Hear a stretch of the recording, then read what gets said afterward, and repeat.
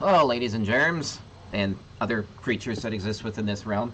Yeah, I've been taking more vitamin D, and now I feel more inclined to make content. Funny how that works. Vitamin D can knock you on your butt. It really can.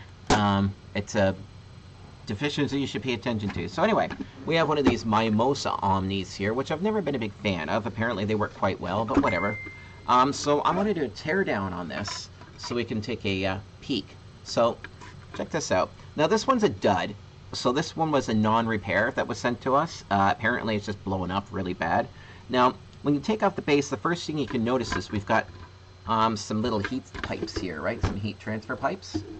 And they marry up right about here in the chassis, which that's an aluminum chassis here, which it bonds with. They've got some, it feels like just regular thermal compound, quicksilver. So that just bonds it to the chassis for heat dispersion. And then, of course, we've got our favorite little device from these guys, Mimosa. It's a shielded connector, but it's not shielded going back to the actual port, because yeah, you know, that's kind of a stupid thing if you really think about it with these Mimosa devices, is that you've got a tail here and it connects into the radio, but there's no shielding from the actual head back to the port, but yet it's a shielded port. It's, I'm looking at this closely, and yeah, you can see, oh, I'm wrong. I am very, very wrong. Here's what they've done. They've taken the actual ground lead, and they've soldered it right there. I don't know if you can see that. Let me bring it up closer. So you've soldered it right there. That's how they did it. Okay, never mind. I was talking out of my ass, of course. So we've got our 3 LED indicators here, which use light pipes, as you can see. Which is basically just clear plastic. And then we've got our breather vent right here that assures that moisture and can get in and out, and in and out. You can also balance pressure from the internal to the external. You've got your nice little bubble indicator here. And let's put that aside because I don't want to waste time on that. Let's take a look at the meat. So first of all, here's something which I like to demonstrate. So this is 4x4 MIMO, I believe. And let's see, we've got our little plastic peggy pegs, or are they plastic stoppers, or are they just rivets? That's hard to say, but I'm going to pop one out. So we've got one cable going to each of these antenna arrays, okay? So this is a 4x4 MIMO, but what they've done is that they've taken each channel and assigned it to a different array. That's all they've done. So when you're connecting to this array, you're connecting via SISO, not MIMO. And that's because you're literally connecting to a SISO array. You've got 4 SISO arrays on this thing. It's actually kind of neat. I mean, if it works, right? I mean, look at Cambium. You can do that with them, too. You can actually break up their 4x4 radios to be whatever. So, yeah, that's kind of cool. So we've got our little coils right there. Now, on top here, you can see the GPS antenna and the Wi-Fi antenna around it. So this is for your Wi-Fi interaction with this device. Now, on the bottom here, we've got our LED panel right there. So now that I've demonstrated that, let's take this thing apart further. So, allow me to pause while I rip all the screws out, okay? Because I know you guys don't want to see that. Alright, let's get into this meat of this thing. So, undone all the screws. We've got this little plate here which binds the heat pipes to it. Kind of handy. And then we've got our heat sink here. And then on the back of this thing, I already took this off, obviously, we've got this little heat sink right here. So this is actually 2 heat sinks on this chip array back here. We're going to undo the SMA connectors now on 2 and 1. And then I'm going to unplug this UHF connector, if I can. Man, there's a lot of hot snot on here. Oh, she's stuck on there good. Let me see if I can get it off carefully. I mean, obviously this thing's toast, so not a big deal if I wreck anything with my chonky man hands. here. I'm going to try to pop these UHF connectors off. And let's get this Wi-Fi radio, which is a Qualcomm Atheros model AR5B-HB116.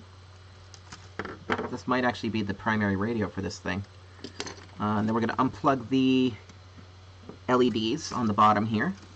And now the board should be free. There we go. So now I've got the housing undone. Some of these antennas literally just popped off the board. So here's our GPS/Wi-Fi array. Let us scrub off some of the thermal compound here. I hate thermal compound. You get it all over your fingers. Now there's the memory clearly. Alright, there we go. So this here is looking like either an amp or the primary radio chip. This could be the primary radio chip. This is probably the CPU for the device, so we're going to find out shortly. You know, it'd be funny is if it said Intel on it.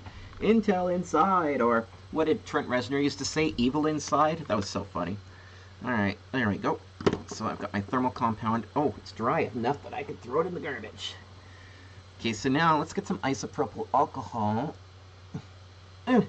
on here so I can actually rub off the tops of the chips. Let's see here.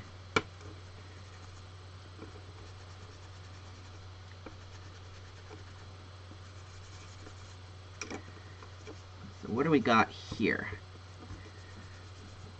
That's the usual culprits. Alright. Let's try to get a little bit more off. Do I have any cotton balls? I like using cotton ball. I'll use a Q-tip.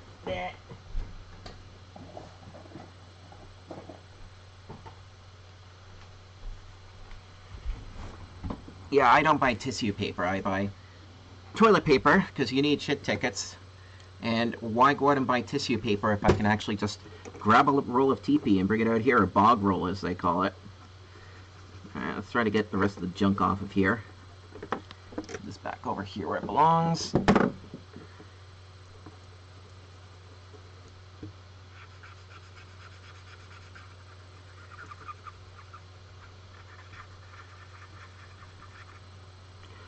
Alright, so looking at this now, I need a pointy thingy. We've got a Qualcomm Quantenna, so this would be Quantenna. So we've got a RAM here. This is our hard drive here, or EEMC I think they call it. And then we've got our boot ROM, it looks like right here. And then our CPU. And this is a Quantenna chip. This is the Quantenna Q13840BC. And then this guy here is a QT2518B. What's this guy? This is a Broadcom chip. Yeah, that's clearly the brain. It's a BCM. Hold on, that's even too small for my eyes. I'll just use the old cell phone trick here. Alright, what do we got? Macro. It's a BCM 58522BB 0IF12G. That 12G is probably 12 gigabits per second. So I'm going to take a picture of that so I can find out what the chip is. And let's try to get these two. You know what? Those guys are really nasty. So let me just clean these guys up a little bit more. I'm hoping that I can get a bit of this. I really want to be able to see exactly what these chips are, right? Oh man, the meds that they have me on have given me the shakes. I don't like that. But people don't like an unmedicated Sarah. Unmedicated Sarah can get a little crazy. Crazy like rats crazy. Not Watchtower crazy though, just cuckoo.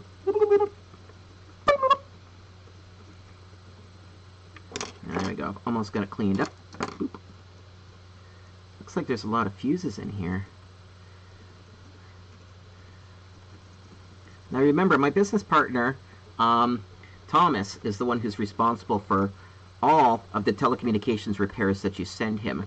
So I've not focused on this realm. You know what I mean? I have not. I am nowhere near the skill level. So if you ask me what certain components are in these radios, no idea. Okay, actually this is kind of handy. So we've got a JTAG here, and it looks like a serial input here, potentially. Yeah. Okay, so let's see now. So I've unplugged the Wi-Fi radio. It's actually a very well designed board. There's even a capacitance gap right here, because it looks like that's how they're coupled capacitively. Cool beans. Oh, look at these GDCs right here. Nice, they actually have GDCs on the input, and then a big chonky opto-isolator right here. Huge diode array. Is that my 10-minute notification for my next meeting? Maybe. Yeah. But these little chips here definitely have heat sinks on them, so they're more than likely amplifiers. Now let's start mapping what we've got here. Okay, so now I should be able to see this better. Okay, so we've got these guys. Alright, and let's see what these guys are. And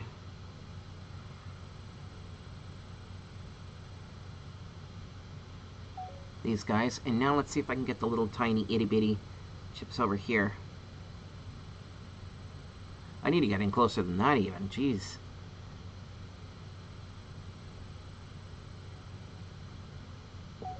Cool. Alrighty then. Alright, so I am going to go look up these chips and then I'll get back to you guys. There's something cool right here, but I already know what that is. That's a GPS radio right there. So, hang on.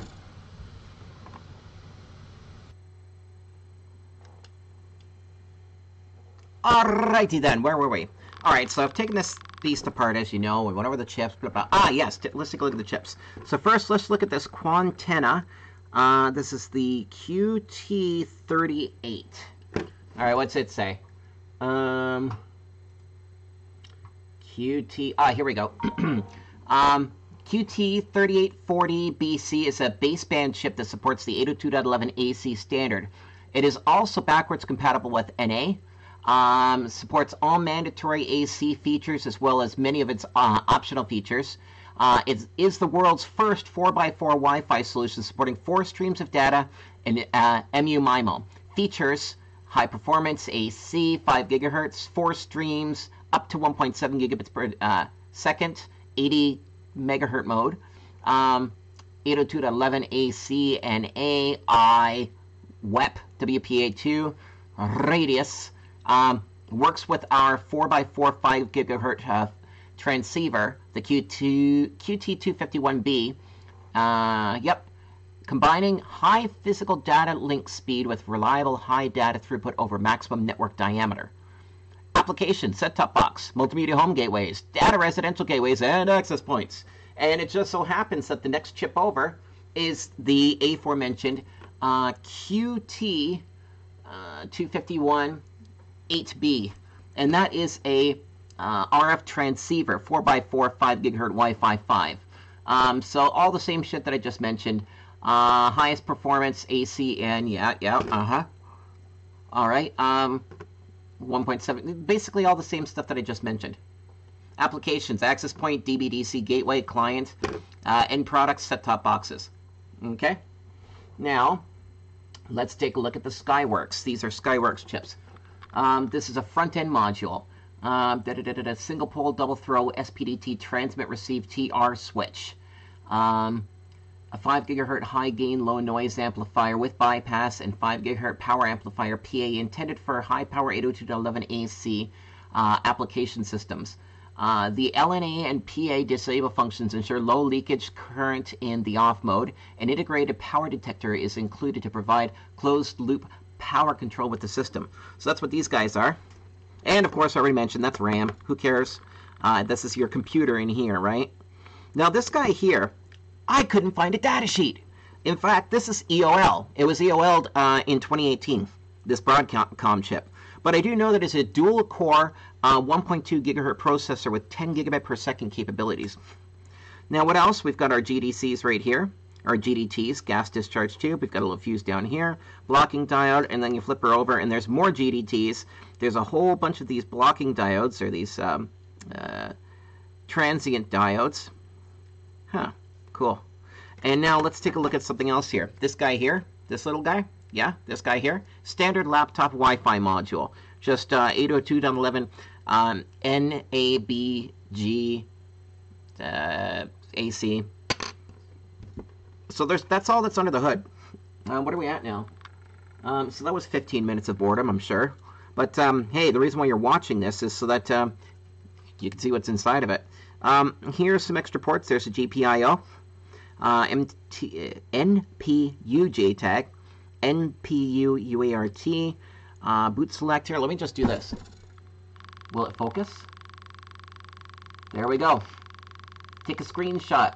This is what's inside of your Mimosa. Not orange juice and wine. Hey, get a good enough look? You know, I farted twice since I held this thing up. Oh no, she's rude. Oh no, she's a dude. Yeah, I've heard it all. There. Well, and yes, I'm wearing nail polish, so if that's something you don't like, well, you know, I've got two special fingers. So anyway, that's all there is. I've torn this thing down to nothing, and yeah, it's going to go back upstairs to the lab, where it's going to probably go into the parts bucket, as far as I know, which is where we might use this tail if the tail's good, or this housing is going to be dismantled and thrown in the scrap aluminum pile. Aluminium. Scrap steel here. I really don't think that we're going to really use anything out of this, because this board's pooched, so all of that is e-waste. But there you go. Thanks for watching. I hope you enjoyed. If you didn't, leave a comment below whether you did or didn't. If you want to see more content, and yeah, you want special stuff that I do only for Patreons, join the Patreon. It also helps feed me, because in this economy, things are not awesome. Yeah, and go forth and help each other. Anyway, ciao guys. Mwah.